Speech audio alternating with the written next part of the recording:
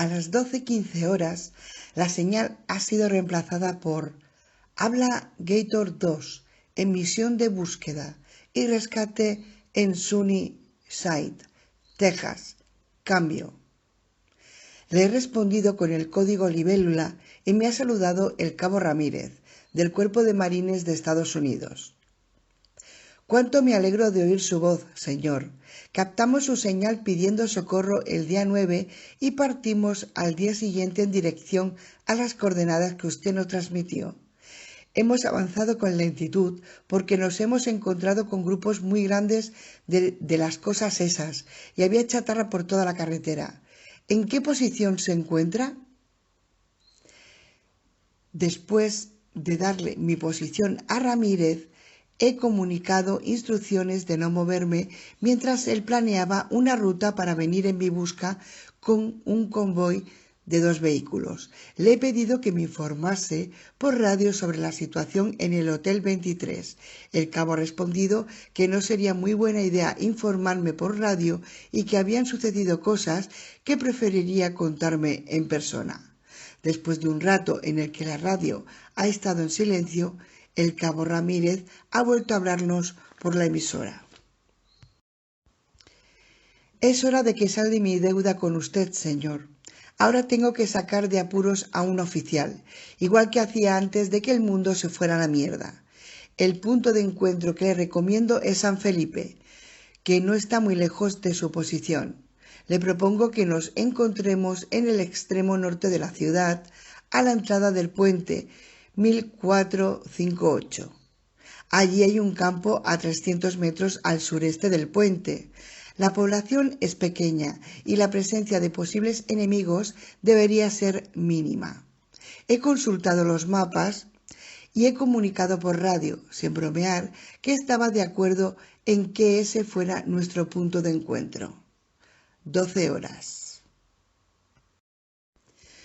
Nos hemos encontrado con el cabo Ramírez a las 10 horas, después de un breve tiroteo con lo que debía de ser una docena de esas cosas. Hemos establecido un perímetro de seguridad de reducidas dimensiones y hemos reportado brevemente en un espacio seguro garantizado por el LAB. Mientras la ametralladora quedaba al cuidado del artillero, Ramírez me ha hablado de las cosas raras que ocurren en casa. Ha sacado del vehículo blindado un pequeño clasificador con informes por escrito y unas pocas fotografías. He reconocido la letra de John. Ramírez me ha explicado que hace unas pocas semanas un avión empezó a sobrevolar de manera habitual el Hotel 23. Lo he identificado enseguida como un avión no tripulado Global Hawk. En la foto se leía que la habían tomado con una cámara digital portátil provista de una lente de 180-200 milímetros y he distinguido a duras penas que el aparato llevaba un objeto montado bajo el fuselaje. La imagen no era lo bastante nítida como para identificar en qué consistía la carga, y no recuerdo que el Global Hawk lleve armas de serie. Hemos proseguido con la información general y he presentado a Sayem a los marines y les he contado que me había salvado la vida en más de una ocasión desde que nos conocimos. Los marines han tenido una actitud muy amistosa con Sayem, pero a él se le veía nervioso, por motivos que ahora no tengo tiempo para investigar. También he advertido a los marines de que circulaba una masa de muertos vivientes como ninguno de ellos había visto jamás, a unos 130 kilómetros al noroeste de donde nos encontrábamos. Habíamos destruido una sección del puente y siempre que nos había sido posible, habíamos montado barricadas de vehículos en las carreteras por donde pasábamos. Estas medidas los retrasarían, pero no los detendrían. Les he hablado del C-30 que nos arrojaba paquetes y del inusual equipamiento que me había proporcionado una organización que tan solo conocía por el críptico nombre de Remoto 6. Al saberlo, todo el mundo se ha puesto en marcha y hemos decidido que, antes de nada, bloquearíamos el puente 1458 con coches abandonados. Hemos remolcado 4 coches en el lab y los hemos aplastado entre sí. La barrera resultante frenaría cualquier masa de muertos vivientes que se acercara y pondría mayor distancia entre ellos y nosotros. Ese puente estaba demasiado cerca del Hotel 23 como para destruirlo, porque en el futuro podría tener valor logístico. He visto una valla publicitaria a unos pocos cientos de metros de nosotros. Le he pasado los prismáticos a Sayen y le he pedido que se encaramara a la valla y observase el área. Uno de los marines ha ido con él para cubrirle. He pedido a todo el mundo que se alejaran del puente unos pocos cientos de metros hacia el sur. Después de volver, Sayen me ha dicho que había divisado una nube de polvo en el horizonte septentrional. Hemos llegado a la conclusión de que tanto podría tratarse de la masa de muertos vivientes como de un fenómeno atmosférico. De acuerdo con el mapa del lab, nos hallábamos a unos 15 kilómetros del aeródromo del lago Eagle. Casualmente, también estábamos cerca de la Interestatal 10. Antes del crepúsculo, trataremos de cruzar la I-10 y nos desplazaremos unos pocos kilómetros más allá al sur, para tener una zona de seguridad que nos separe de la Interestatal. 21 horas. Han pasado 7 meses desde la última vez que anduve a pie por esta zona del lago Eagle. No ha cambiado mucho. La luna iluminaba la carretera y los coches abandonados y la torre del aeropuerto y también cosas más temibles que moraban en la oscuridad. Hoy mismo, cuando hemos visto a lo lejos del paso desnivel de la I-10, hemos acelerado, siempre en zigzag, para esquivar los restos de coches. El lab iba más adelante, a 95 por hora, y hemos logrado no quedarnos atrás. Al pasar a toda marcha bajo el paso a desnivel, he oído que algo chocaba contra la camioneta y me he vuelto para mirar. Una de esas criaturas se había caído del paso elevado, se habían estrellado contra la cola de la camioneta y había rodado hasta la cuneta. No me he detenido y otras criaturas han caído también del paso a desnivel. Algunos se han puesto en pie y otros no. En cuanto hemos dejado atrás la I-10, todo se ha vuelto un poco más fácil. Hemos circulado por la provincial 3013 hasta los alrededores del lago Eagle, muy cerca del aeródromo. Tras consultar las notas que tenía sobre esta zona, nos hemos decidido a entrar en convoy en el aeródromo, establecer un perímetro de seguridad para un par de horas y planear el resto del breve viaje de regreso a casa.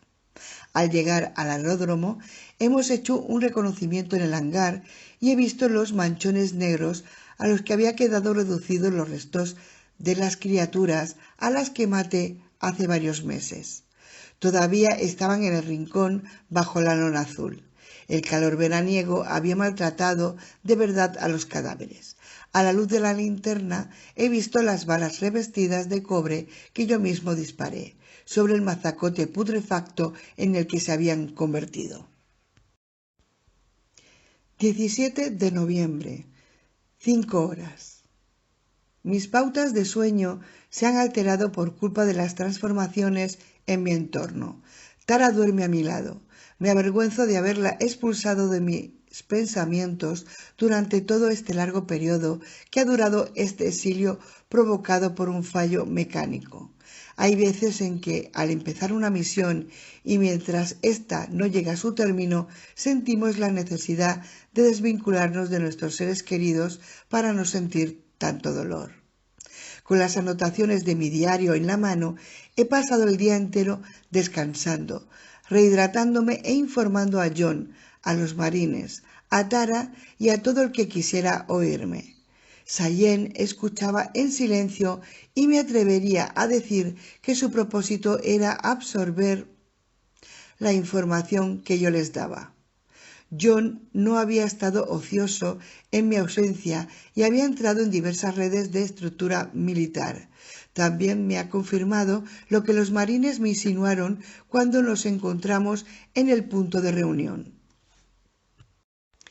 Aunque Ramírez me lo hubiese contado en versión resumida, me ha quedado muy claro que alguien interfería en mi receptor. John me ha dicho que sí, recibía mis transmisiones y que de hecho recibió con mucha nitidez mi señal de socorro del 11 de octubre, así como la del 9 de noviembre. Aún estoy con el síndrome de fatiga de combate y no tengo palabras para expresar cuánto me he alegrado de verlos a todos ellos. Laura me ha preguntado que qué tal me han ido las vacaciones y yo le he dicho que muy bien y le he dado las gracias por su interés. Me ha preguntado si le traían algún recuerdo y le he respondido que no habían sido vacaciones por ocio, sino un viaje de trabajo. Laura entiende lo que me ocurrió. Lo he visto en sus ojos. Sus padres hicieron una buena obra al ocultarle la verdad, pero no les funcionó. Denny se ha presentado, me ha dado con el puño en el brazo y me ha dicho: «Me alegro de verte». Y entonces me ha abrazado. Incluso la pequeña Anabel me ha ladrado y se ha lamido el morro para darme a entender que me había echado de menos, o por lo menos que se había percatado de mi regreso. Dean ha tratado de hacerme comer desde el primer momento en el que me ha visto y me ha dicho que había perdido unos cuantos kilos. Supongo que tiene razón. El hombre que he visto en el espejo recordaba a uno de esos tíos que salían en los reality shows de televisión después de un par de semanas de supervivencia en territorio deshabitado. Multiplicadlo por 10 y os imaginaréis la pinta que tenía, con ojos de loco y cubierto de pelo hirsuto. 11 horas. Después de ducharme y afeitarme, la primera vez que me lavo de verdad en más de un mes, me he sentido mucho mejor. Tenía un horrible sarpullido en la cintura y las piernas por todas las veces que he dormido sin quitarme la ropa. Creo que la última vez que la lavé fue en ese velero, hace varios milenios. Tarea me ha dicho que tenía que hablar conmigo hoy mismo, cuando hubiéramos terminado el intercambio de información con John. Algo iba mal. Algo que no había notado hasta esta mañana. Dean me ha visitado hacia las 6:30 horas y me ha obligado a dejarme cortar el cabello.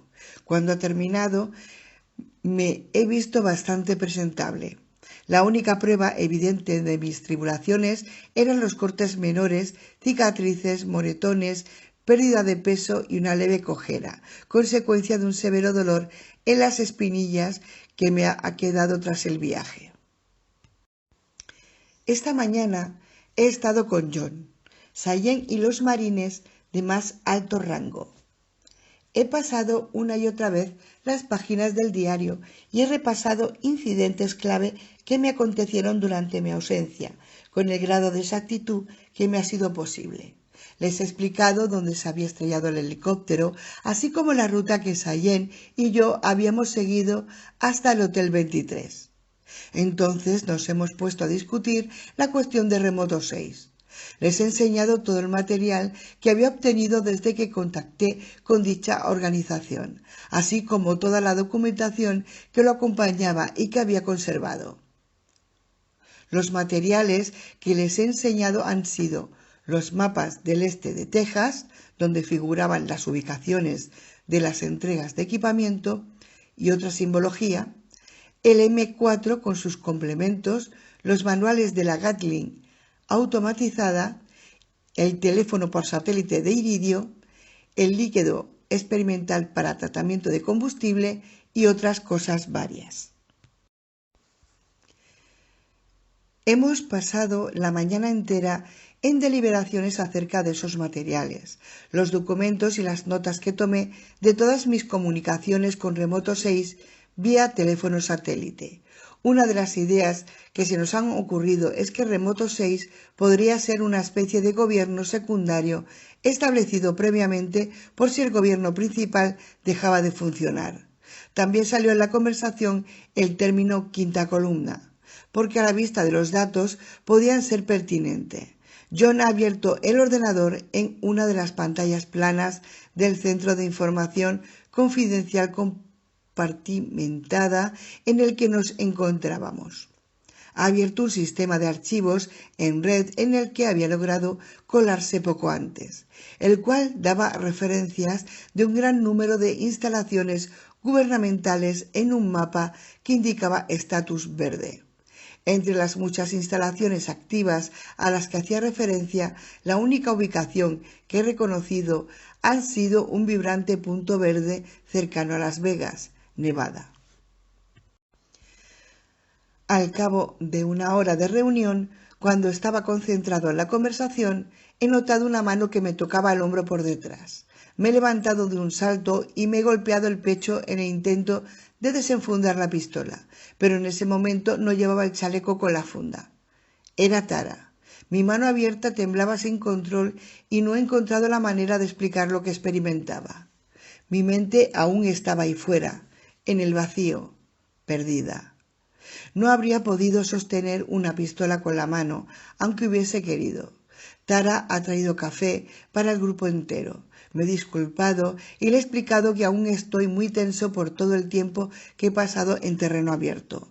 Ha asentido, por supuesto, y me ha dicho que lo comprendía. Me ha dado un beso en la mejilla y se ha marchado.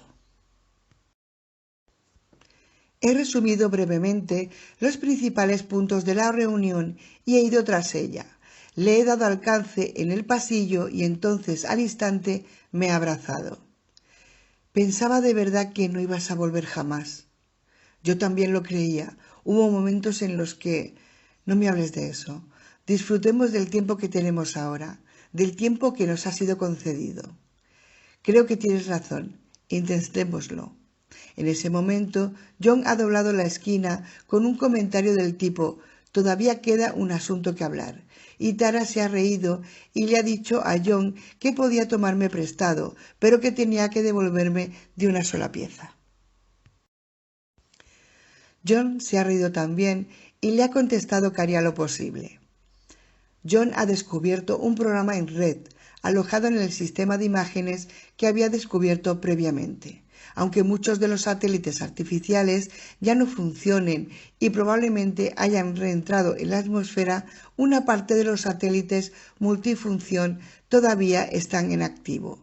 Al parecer, los sensores de radiación todavía se pueden emplear y la retransmisión por satélite indicaba las zonas irradiadas en el mapa de Estados Unidos. Ese sistema nos revelaría por fin la localización de la mayoría, si no todas, las áreas radiactivas, así como los indicios intermitentes de la localización de enjambres de muertos vivientes, en el caso de que estuvieran irradiados o de que procediesen de áreas irradiadas. Durante las últimas semanas, John había trabajado en la catalogación de áreas y en el seguimiento de los desplazamientos de toda área radiactiva y que pareciese móvil. Imprimía todos los datos sobre papel por si se daba el caso de que fallara el sistema, igual que tantos otros habían fallado. El sistema se llama Desierto.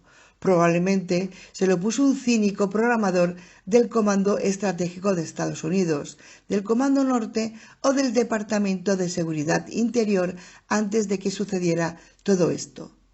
Debió de diseñarlo como sistema para la valoración de catástrofes. John ha hecho notar que el sistema no había funcionado durante un par de días. Todos nosotros estamos tan preocupados por el Reaper que probablemente estaba en órbita sobre el complejo. He explicado que no podíamos hacer nada al respecto mientras no tuviéramos capacidad ofensiva contra objetivos voladores y que el Reaper no había actuado nunca contra Sayen ni contra mí. A mí me quedaban pocas dudas de que el aparato tenía un sistema de transmisión de datos conectado con un centro de mando y que este último recibía vídeos del Hotel 23 en tiempo real. John ha comentado que el portaaviones había sufrido un accidente que había tenido como resultado la pérdida de radiocomunicación por satélite y que era por eso por lo que perdimos todo contacto con ellos hace un par de meses durante un breve periodo de tiempo. El informe de situación se envió por medio de una red segura mediante la red de área amplia que ya enlazaba previamente nuestras dos unidades a través de la red de satélites Inmarsat. Habíamos adquirido unos pocos teléfonos de ese tipo hace mucho tiempo, en una misión de búsqueda de materiales, y creamos una red de comunicaciones con el portaaviones por si el sistema principal nos fallaba. El informe de situación indicaba que el motivo para la pérdida de contacto era sistema de comunicaciones por satélite dañado a consecuencia del fracaso de las medidas de contención de muertos vivientes irradiados. He soltado una palabrota tan fuerte que todo el mundo ha pegado un salto. He hecho una pregunta retórica al grupo entero. ¿No les habíamos advertido ya a esos idiotas que no lo hicieran? Le he preguntado a John cuándo se había recibido el último informe de situación del portaaviones. Me ha respondido que había sido incapaz de lograr una buena conexión por Inmarsat desde mi regreso. Cuando lo ha dicho, ha sido como si todos nosotros hubiéramos tenido la misma idea y se nos hubiera encendido una misma lucecita en el cerebro. Las interferencias me seguían y me habían seguido desde que Remoto 6 me localizó. El complejo entero parecía haberse desconectado del mundo exterior y carecía tanto de sistemas de aviso temprano como de acceso a redes. 18 de noviembre, 5 horas. Ayer recibimos una transmisión mediante el teléfono por satélite. Desde que llegué he tenido un guardia apostado en el exterior con el teléfono desde las 12 horas hasta las 14 horas, por si se producía un intento de contactar. Era la misma voz mecánica que ordenaba al receptor que mirase la pantalla de texto. El texto daba instrucciones para conectarse a la red mediante mi tarjeta de acceso común e iniciar un lanzamiento de acuerdo con la Directriz Ejecutiva 51, una directriz secreta que establecía los procedimientos a seguir para el mantenimiento de una estructura gubernamental en caso de catástrofe. Se proveían coordenadas para el lanzamiento, así como la ubicación física del control auxiliar del Hotel 23. John y yo lo hablamos después de que se perdiera la conexión telefónica y dedicamos el resto del día a investigar y analizar la información. Hacia las 19 horas realizamos un asombroso descubrimiento. Originalmente, John, Will y yo habíamos pensado que el Hotel 23 contenía un único misil balístico intercontinental nuclear. Tras seguir las instrucciones e iniciar las subrutinas, descubrimos que había otros 2 misiles nucleares en condiciones, alojados en unos silos situados a 900 metros al oeste del complejo, a la espera de que se iniciara el proceso de lanzamiento. Al parecer, la única manera de lanzar las cabezas nucleares consistía en introducir el código adecuado mientras mi tarjeta de acceso común se hallaba en la ranura del lector. La tarjeta lleva un pequeño chip incorporado con un código encriptado que actúa como llave del sistema. Recuerdo que redecodificaron mi tarjeta hace varios meses, durante uno de los envíos de material procedentes del portaaviones. Se nos habían dado los códigos de lanzamiento y las coordenadas vía iridio, así que en teoría era posible lanzar las cabezas nucleares. Al instante, John situó las coordenadas sobre un mapa. Indicaban un lugar que se encontraba a 6 kilómetros de la posición hacia donde, de acuerdo con el último informe, se dirigía el portaaviones insignia. Operaban en una zona del Golfo de México, al oeste de Florida, y llevaban a cabo operaciones de abastecimiento. Por razones que desconocíamos, Remoto 6 parecía querer destruir la unidad de combate del portaaviones. Durante la sesión de transmisión de texto no manifesté mi negativa a cumplir la orden, y la pantalla me siguió dando instrucciones hasta que por fin apareció la siguiente pregunta. ¿Han iniciado el lanzamiento?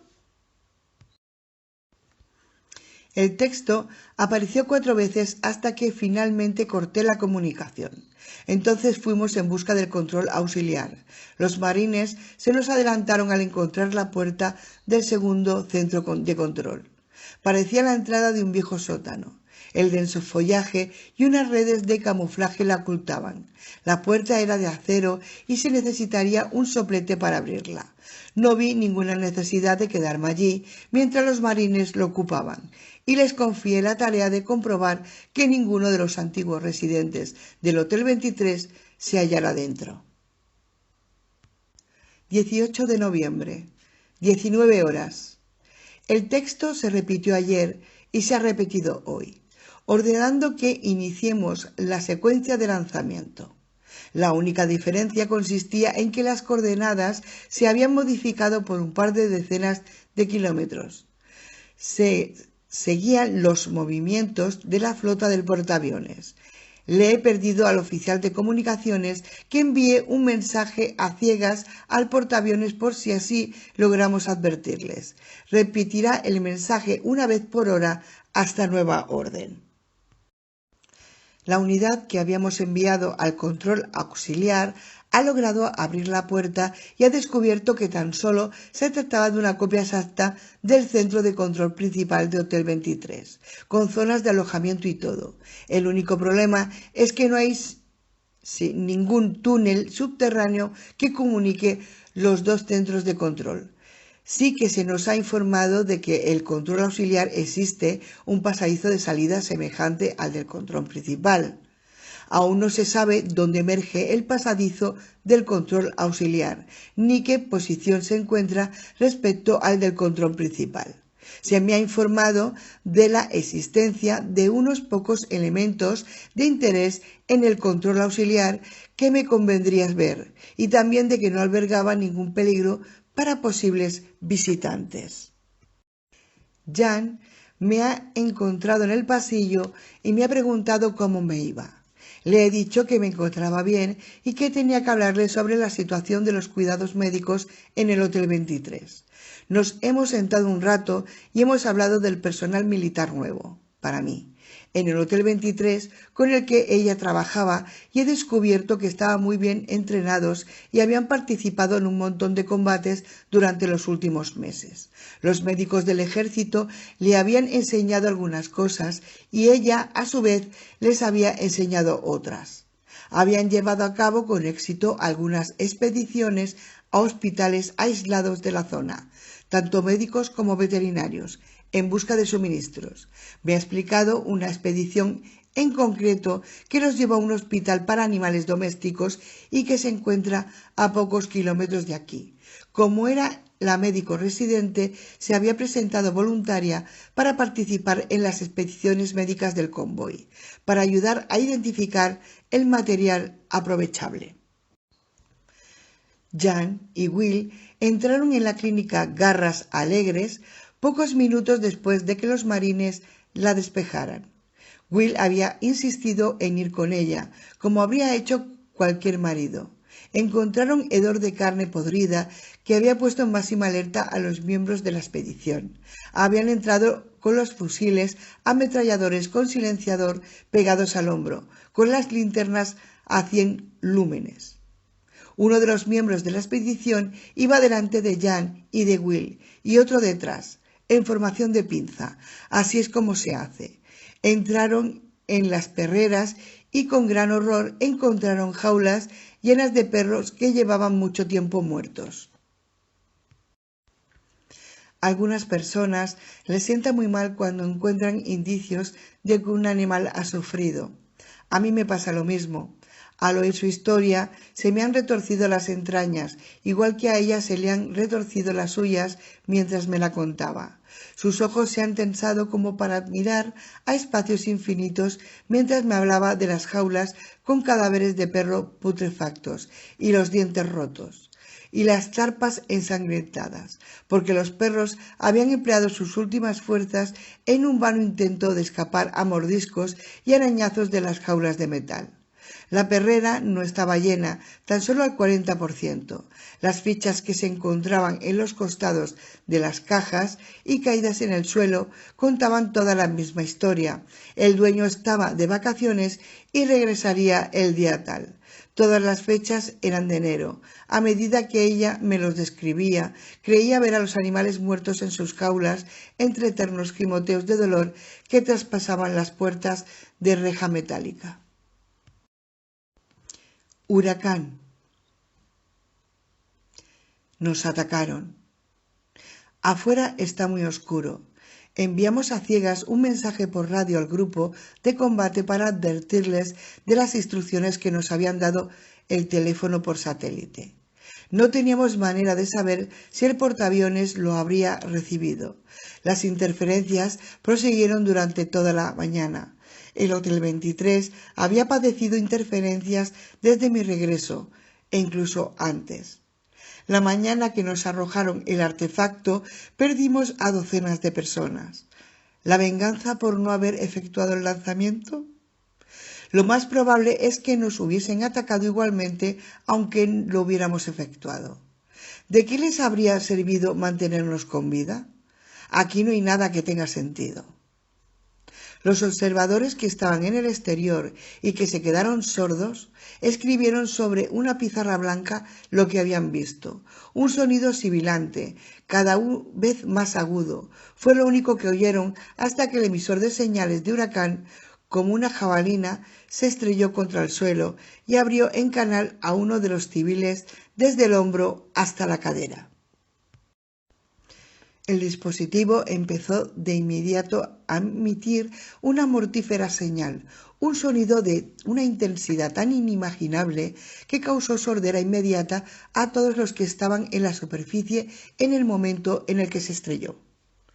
La máquina recordaba en algo a un gigantesco aguijón de abeja, como una imagen ampliada de un aguijón que inyecta veneno en el brazo, en la tierra. El dispositivo se había clavado muy hondo en el suelo, ligeramente inclinado hacia un lado, y su sonido era demasiado potente como para describirlo con palabras.